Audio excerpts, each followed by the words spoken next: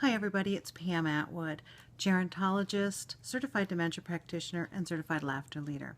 Well, it's a little later in the day than I wanted to be doing this, but like most caregivers, my schedule is not always my own. But I wanted to be sure to get this information out to you as I'd promised. So today's show number 4, what we're going to be talking about with our confident caregivers is a way to help enhance the visits that you have.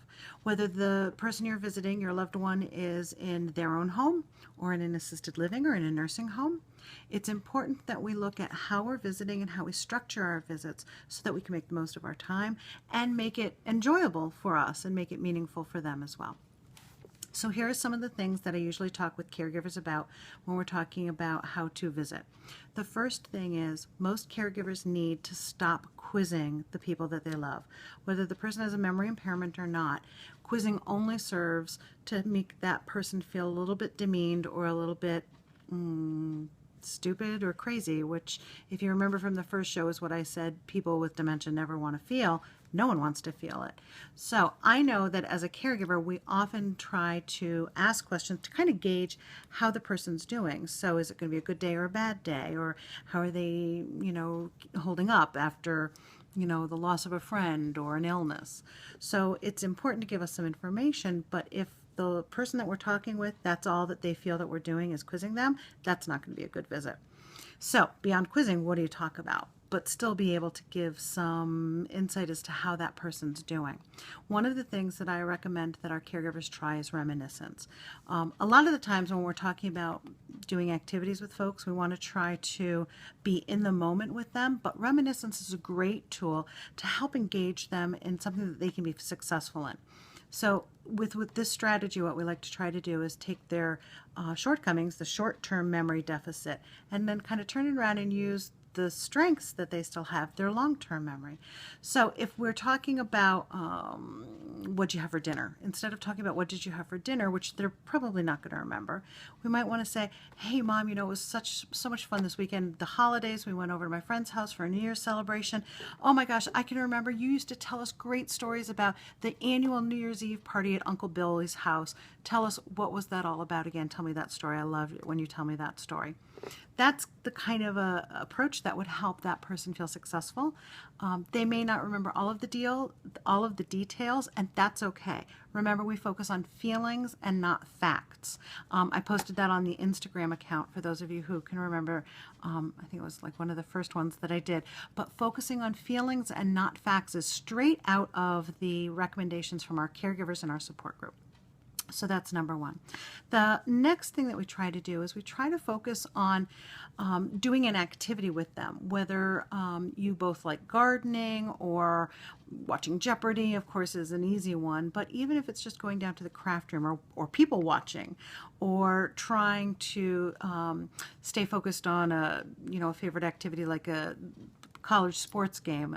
Where I'm from, the Yukon Women Huskies, and even the men's basketball is absolutely one of the most popular activities around.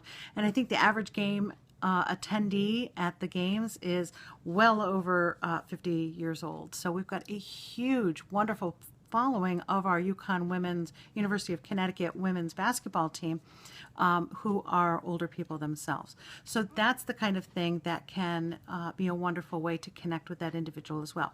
The other thing you can do is try to focus around meal times or special activities or events that are going on in the community, whether you're going to the senior center for an event or a special lecture or something. One of my favorite things that I've recommended to folks recently is to sign up for one of those online courses, like through Great Courses or something like that, and learn something together, where you can learn something together, like Italian. If you've always wanted to learn Italian, that's something that you can do together that is going to be fun and intellectually stimulating, but will also at the same time be something that you can do without both of you, well, kind of making it even ground for you.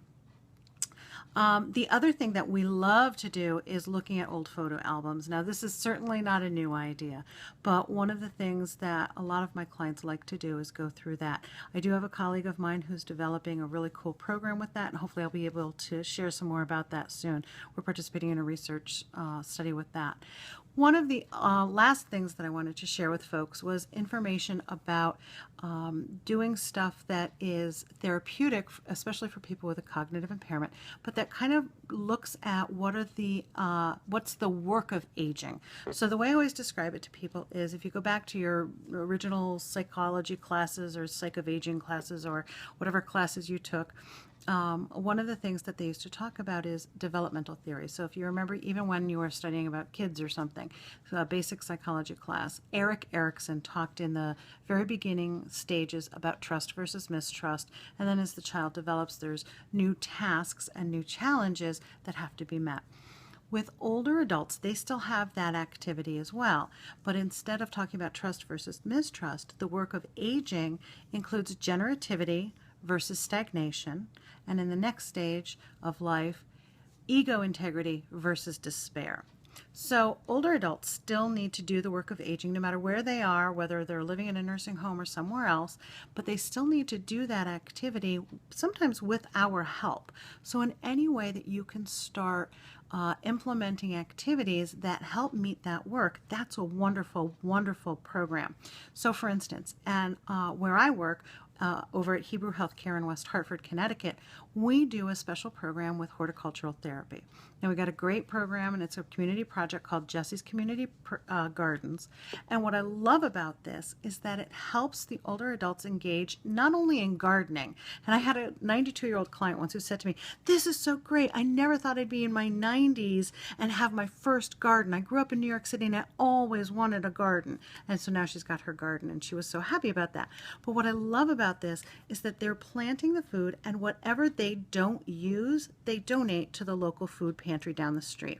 That is so important because all of the activities that we do with people need to be meaningful, and that meaning is what gives it purpose. No one likes to have an activity that's just busy work. Even if they have dementia, I used to have a client of mine on our special care unit, and I looked at her one day, and I always had seen her coloring. And I said to her, I said, "Joan, did you want to do some drawing?" And she looked at me and she said, "Pam, coloring is what they have us do when they don't know what to do with us." And I thought, ouch, oh, that hurts. But she was right. So what we have to do is we have to do things that are much more engaging and meaningful. So that's why we do arts with a purpose, crafts with a purpose. We do Sculpey clay. Sculpey is a kind of clay that is non-toxic and safe, and it's not childlike. So it's not like the clay you get from, the local brand with the primary colors and everything that everybody knows looks like child's activity toys. So we use Sculpey clay and make beads, and the residents can make jewelry, and then they donate those pieces that they don't want to the local women's shelter. And that's really important when we're talking about what is meaningful. Busy work is just busy work, and that's very demeaning, and it can make someone very depressed. But if we're giving somebody something with an opportunity, with meaning, our arts program, our residents' artwork goes on display at our local performing arts center, at our local Greater Hartford Arts Council, at different studios around the area. So it's really important that we actually keep this meaningful. So those are some of the tips that I have for enhancing your visits and engaging with people.